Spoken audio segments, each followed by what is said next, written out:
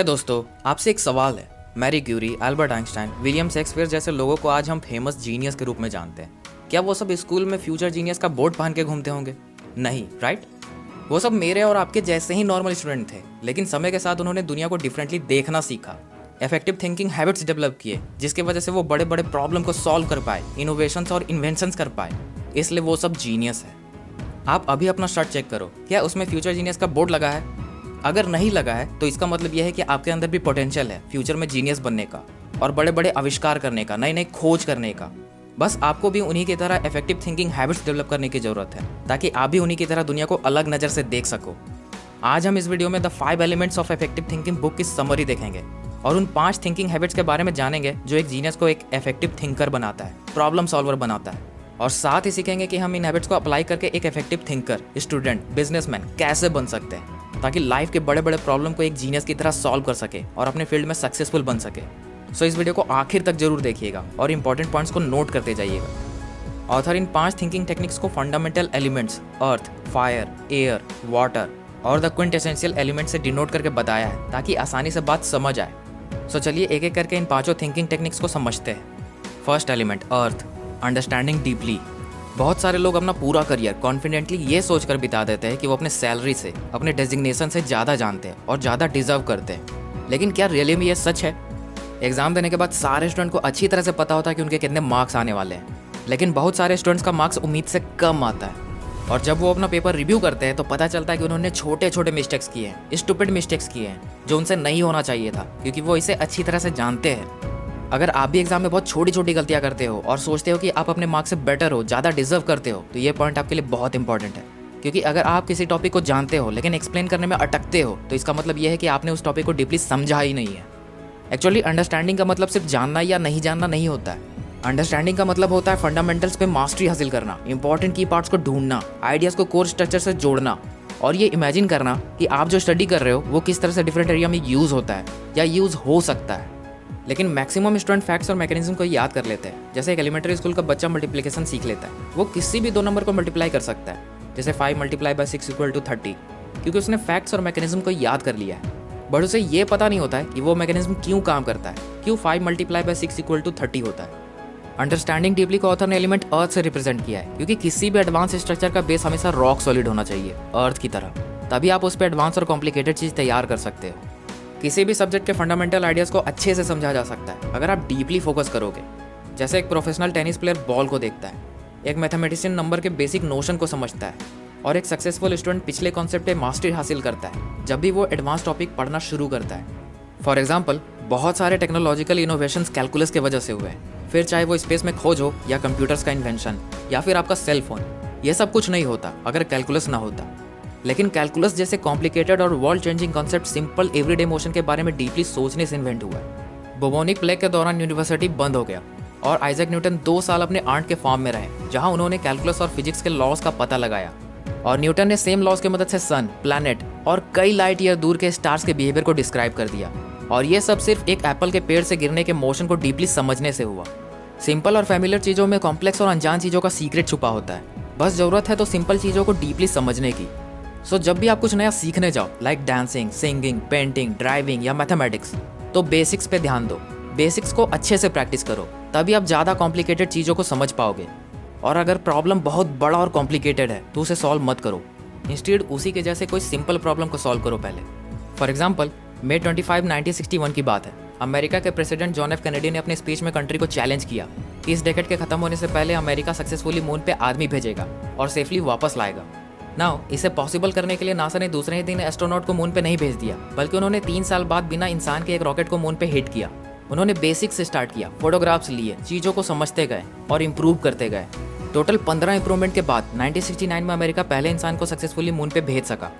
जरा सोचो, अगर अमेरिका पहले ही रॉकेट में इंसान को भेजता तो क्या यह सपना पूरा हो पाता? दुनिया में जितने भी ग्रेट जीनियस और प्रॉब्लम सॉल्वर हैं, वो कभी भी हार्ड प्रॉब्लम को डायरेक्टली सॉल्व नहीं करते, वो बेसिक से स्टार्ट करते हैं। वो सबसे पहले बड़े प्रॉब्लम के छोटे और इजी पार्ट्स को सॉल्व करते हैं, या कोई सिमिलर बट सिंपल प्रॉब्लम को सॉल्व करते हैं, मास्टरी हासिल करते हैं, जिसके बाद उन्हें बड़े प्रॉब्लम को सॉल्व करने का आसान तरीका समझ आ जाता है। अगर आप भी इसी तरह से प्रॉब्लम को सॉल्व करते हो तो ये एक साइन है कि आप एक जीनियस हो। और अगर नहीं भी करते हो तो आज से ही आप ये माइंडसेट डेवलप करो कि आप बड़े प्रॉब्लम के छोटे और सिंपल वर्जन को पहले सॉल्व करोगे। बेसिक से स्टार्ट करोगे, मास्टरी हासिल करोगे, बिकॉज इसके बाद ही आप इवेंचुअली बड़े प्रॉब्लम को सॉल्व कर पाओगे एक जीनियस की तरह। Second element, fire, igniting insight through mistakes. आपको पता है दुनिया में हर एक चीज़ का फर्स्ट वर्जन बहुत खराब होता है। दुनिया में जितने भी वर्ल्ड क्लास बुक्स है, सॉन्ग्स है या स्पीचेस है, उन सभी का फर्स्ट वर्जन बहुत बुरा था। इसलिए बेस्ट से बेस्ट चीज़ को डेवलप करने का फर्स्ट स्टेप होता है फर्स्ट ड्राफ्ट तैयार करना और फिर उसे स्टेप बाय स्टेप इम्प्रूव करना। फॉर एग्जाम्पल, जब अमेरिका सेकेंड वर्ल्ड वॉर में इंटर कर रहा था, तब प्रेसिडेंट फ्रैंकलिन डी रूजवेल्ट ने अपने प्रेसिडेंसी का सबसे इंपॉर्टेंट स्पीच दिया था, जिसका फर्स्ट लाइन इतना पावरफुल था कि लोगों को वो लाइन आज भी याद है। लेकिन क्या लगता है कि वो स्पीच, उसमें यूज़ किए गए परफेक्ट वर्ड्स एक ही बार में आ गए होंगे? नहीं, इसका एक फर्स्ट ड्राफ्ट तैयार किया गया था जो जरा भी खास नहीं था, एकदम एवरेज था। फिर उस ड्राफ्ट में स्टेप बाय स्टेप कई सुधार किया गया, सही शब्दों का चुनाव किया गया, तब जाकर स्पीच इतना ग्रेट बन पाया जिसे लोग आज भी याद रखते हैं। सिमिलरली हमें भी यह बात समझनी चाहिए कि पहली बारी में ज़्यादातर चीज़ें खराब ही होती है, मतलब फर्स्ट ड्राफ्ट नॉर्मली एवरेज ही होता है। इसलिए अगर हमें कोई ग्रेट आइडिया चाहिए या कोई मास्टरपीस तैयार करना है तो फर्स्ट ड्राफ्ट से स्टार्ट करना पड़ेगा। माइंड में जो भी आइडियाज़ आ रहे हैं उसे लेकर पहला ड्राफ्ट तैयार करना पड़ेगा, फिर चाहे वो कितना भी बेकार क्यों ना हो, क्योंकि एटलीस्ट ये ब्लैंक पेज से तो बेहतर ही है, जिसे आप एडिट कर सकते हैं, गलतियाँ ढूंढकर उसे सुधार सकते हैं और स्टेप बाय स्टेप इंप्रूव करके वो बना सकते हैं जो आपका रियल डिज़ायर है। प्लस हर बार फेलियर आपका रियल में फेलियर नहीं होता है, कई बार आपका फेलियर आपको किसी दूसरे प्रॉब्लम का सॉल्यूशन तक पहुंचा देता है। फॉर एग्जाम्पल, एक बार डॉक्टर स्पेंसर सिल्वर, जो एडेसिव बनाने वाली कंपनी 3M के साइंटिस्ट थे, एक बहुत स्ट्रॉन्ग ग्लू बनाना चाहते थे, पर जब वो इसे डेवलप करने की कोशिश कर रहे थे तो गलती से उनसे एक वीक ग्लू बन गया, एक नॉर्मल ग्लू से भी वीक, जिसे बहुत आसानी से रिमूव किया जा सकता था बिना किसी निशान के। उस वक्त तो ये उनके लिए बहुत बड़ा फेलियर था, लेकिन करीब 5 साल बाद स्पेंसर के कलीग आर्थर फ्राई एक ऐसे ग्लू की तलाश कर रहे थे जिससे वो बुक मार्क कर सके, जो गिरे भी नहीं और पेज को खराब भी ना करे। तब उन्हें स्पेंसर का वीक ग्लू याद आया और उन्होंने उसी ग्लू का बुक मार्क के लिए इस्तेमाल किया और यहीं से पोस्ट इट नोट का शुरुआत हुआ, जो आज आपको हर स्टेशनरी दुकान में मिल जाएगा। सो मिस्टेक्स को या किसी फेल्ड आंसर को देख के ये पूछना कि वो कौन सा क्वेश्चन हो सकता है जिसका ये करेक्ट आंसर है, आपको एक ग्रेट आइडिया दे सकता है और सक्सेस दिला सकता है। सो हमेशा याद रखना, मिस्टेक्स या फेलियर वीकनेस का साइन नहीं होता है, ये फ्यूचर सक्सेस का अपॉर्चुनिटी होता है। फेलियर क्रिएटिव माइंड और स्ट्रेंथ का साइन होता है। फेलियर और मिस्टेक से पता चलता है कि आप एक ओरिजिनल थिंकर है, आप में आउट ऑफ द बॉक्स जाने की हिम्मत है। आप मिस्टेक्स पे 2 तरह से रिएक्ट कर सकते हो। पहला, आप मिस्टेक से सीख कर उसे इम्प्रूव कर सकते हो। दूसरा, आप पूछ सकते हैं कि ये मिस्टेक किस क्वेश्चन का करेक्ट आंसर हो सकता है।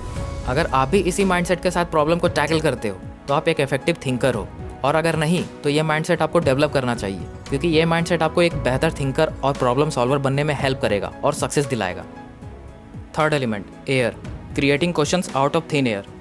जनवरी 1986 में चैलेंजर नाम का एक स्पेस शटल लॉन्च के टाइम पे बहुत बड़े एक्सप्लोजन के साथ फेल हो गया, तो साइंटिस्टों ने उस फेलियर का पता लगाने के लिए कमेटी तैयार किया।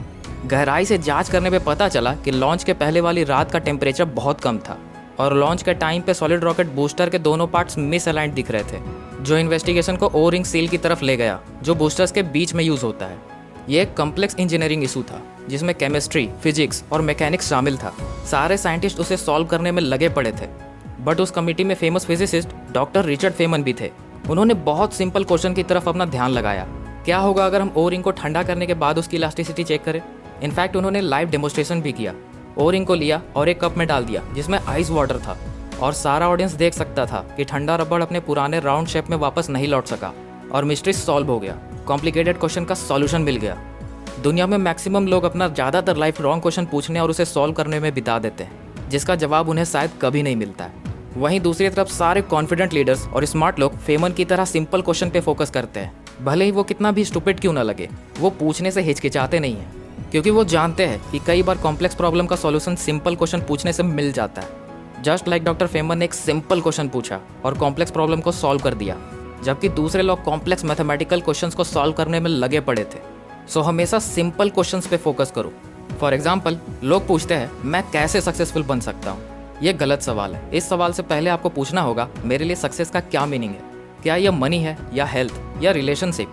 क्योंकि बहुत सारे लोग मिलियनेयर हैं लेकिन बीमार है, उनका रिलेशनशिप अच्छा नहीं है, वो खुश नहीं है, तो क्या यह सक्सेस है? वहीं दूसरी तरफ बहुत सारे लोग हैं जिनका रिलेशनशिप बहुत अच्छा है, वो हेल्दी है, लेकिन उनके पास पैसे नहीं है, 15-16 घंटा किसी के अंदर काम करना पड़ता है, तो क्या यह सक्सेस है? इसलिए सबसे पहले सवाल पूछो मेरे लिए सक्सेस का क्या मीनिंग है, उसके बाद पूछना मैं कैसे सक्सेसफुल बन सकता हूँ। सिमिलरली, मैं एग्जाम में कैसे टॉप कर सकता हूँ, ये स्टूडेंट के लिए रॉन्ग क्वेश्चन है। सही क्वेश्चन होगा मैं अपने सिलेबस को अच्छे से कैसे पढूं, मैं सारे कॉन्सेप्ट पे मास्टरी कैसे हासिल करूँ, मैं अच्छे से आंसर कैसे लिखूँ। ये क्वेश्चंस का सॉल्यूशन और आपका एक्शन आपको ऑटोमेटिकली अच्छे मार्क्स दिलाएगा, क्योंकि एक सही सवाल ही आपको सही जवाब तक ले जा सकता है। सो ask right and simple questions. Fourth element, water, seeing the flow of ideas. 1901 की बात है। ओल्ड्समोबाइल के फादर रैंसम ओल्ड्स अपने हॉर्सलेस कैरेज के प्रोडक्शन को बढ़ा नहीं पा रहे थे और इसका सॉल्यूशन ढूंढ रहे थे। तभी उन्हें असेंबली लाइन का आइडिया आया जिसमें वो एक साथ कई कार बना सकते थे और एक साल में ही उनके कार्स का प्रोडक्शन रेट 425 से बढ़कर इम्प्रेसिव 2500 तक पहुंच गया। जहां दूसरी तरफ उनके कंपटीटर्स इस तेजी से परेशान थे, वहीं हेनरी फोर्ड ने खुद से एक ब्रेव क्वेश्चन पूछा, क्या हम इससे बेहतर कर सकते हैं? और उन्होंने उस आइडिया को इम्प्रूव किया और असेंबली लाइन में कन्वेयर बेल्ट्स लगा दिए। जहां उन्हें पहले मॉडल टी कार को बनाने में 1 दिन से ज़्यादा लगता था, अब वो हर 90 मिनट में एक कार बनाने लग गए। मोरल ऑफ द स्टोरी ये है कि कोई भी आइडिया फाइनल नहीं होता है, एक्चुअली प्रोग्रेसिव होता है। आइडियाज़ भी उसी तरह फ्लो करता है जिस तरह से वाटर फ्लो करता है और हर एक आइडिया को इम्प्रूव किया जा सकता है, जिस तरह फोर्ड ने रैंसम ओल्ड्स के असेंबली लाइन में कन्वेयर बेल्ट्स लगा कर किया। सिमिलरली दुनिया के सारे जीनियसेस, लीडर्स कभी भी जीरो से स्टार्ट नहीं करते। वो हमेशा ओल्ड आइडियाज़ पे काम करते हैं और उसे इम्प्रूव करते हैं। फॉर एग्जाम्पल, आज हमारा दुनिया 300 साल पहले रहने वाले लोगों से बिल्कुल अलग है और इसका मेन कारण है साइंटिफिक और टेक्नोलॉजिकल इनोवेशंस, जिसमें कैलकुलस का बहुत बड़ा रोल है। आइजैक न्यूटन और गॉटफ्रीड लेबनिज ने अलग अलग एक ही टाइम पे कैलकुलस को ढूंढा था, बट ये कैसे पॉसिबल है कि 2 अलग अलग इंसान एक ही टाइम पे एक ही चीज़ डिस्कवर कर सके? पॉसिबल है क्योंकि उन दोनों ने ही जीरो से स्टार्ट नहीं किया था। कैलकुलस के लिए सारे जरूरी एलिमेंट सालों पहले मैथमेटिशियंस ने ढूंढ लिए थे। न्यूटन और लेबनिज ने बस फाइनल प्रोडक्ट ढूंढा था जो सारे एलिमेंट्स के प्रेजेंट होने से पॉसिबल हो पाया। इवन उन्होंने तो सिर्फ 6 पेज में कैलकुलस का आर्टिकल लिखा था, लेकिन आज का इंट्रोडक्टरी कैलकुलस करीब 1300 पेज का होता है। सो कैलकुलस के आइडिया को भी आज कितना इवॉल्व किया गया है। आज कैलकुलस का use mechanics, motion of planets, electricity, magnetism, biology, economics और कई काउंटलेस एरियाज में होता है। एडिसन ने भी अपना पूरा लाइफ यही किया, फेल्ड और इनकम्प्लीट आइडियाज़ को लिया और उसे इंप्रूव करके फाइनल प्रोडक्ट बनाया, जिसमें वो कहते हैं कि लोगों को पता ही नहीं था कि वो सक्सेस के कितने करीब थे जब उन्होंने हार मान लिया था। इलेक्ट्रिक बल्ब इसी का एक एग्जाम्पल है। जहाँ दूसरे लोगों ने छोड़ा था, वहीं से एडिसन ने स्टार्ट किया और फाइनल प्रोडक्ट को इन्वेंट किया। और ये फ्लो वहीं नहीं रुका। लाइट बल्ब का ही आइडिया आगे जाकर movie, television, computers, copy machine, fibre optics जैसे चीज़ों का आइडिया बना और शायद ये फ्लो आगे भी चलता रहेगा। ऑथर कहते हैं कि कोई भी आइडिया फाइनल नहीं होता है, अंडर कंस्ट्रक्शन में होता है, उसे इम्प्रूव किया जा सकता है। अगर आज के स्मार्टफोन को देखें और इमेजिन करें कि किस तरह से ये उस टेलीफोन से इवॉल्व हुआ है जो वायर से जुड़ा रहता था, तो उस फ्लो को फ्यूचर में आगे बढ़ाया जा सकता है। शायद आज गूगल ग्लास एक फिक्शन लग रहा है, लेकिन ऐसा ही लोगों को 1980s में इंटरनेट के बारे में भी लगता होगा। एक स्टूडेंट को भी अपने सब्जेक्ट्स को इसी तरह से पढ़ना चाहिए। न्यू टॉपिक्स के पास्ट में पढ़े टॉपिक से कनेक्शन ढूंढना चाहिए। और सबसे अच्छा ये होगा कि जब तक आपको ये ना लगे कि आप पिछले टेस्ट में 100% मार्क्स ला सकते हैं, तब तक नेक्स्ट टॉपिक को ना पढ़ें। सो अगर आप चीज़ों को, आइडियाज़ को एक फ्लो में देखते हैं, तो आप एक जीनियस थिंकर हैं। और अगर नहीं देखते हैं तो देखना स्टार्ट कर दो और हमेशा ये सवाल खुद से पूछो, व्हाट्स नेक्स्ट? यह आपको फ्लो ढूंढने में हेल्प करेगा और नए नए आइडियाज़ देगा। Last element, the quintessential element, engaging change. आपने 10,000 आवर रूल के बारे में जरूर सुना होगा। वेल, इस रूल का आइडिया ये है कि किसी भी फील्ड में वर्ल्ड क्लास बनने के लिए 10,000 घंटे की प्रैक्टिस की जरूरत पड़ती है।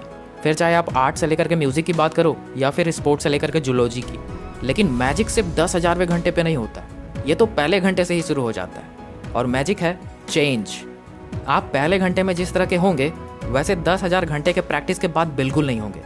आप वर्ल्ड क्लास बन जाओगे, एक्सपर्ट बन जाओगे उस फील्ड में जिस भी फील्ड में 10,000 घंटे लगा दोगे।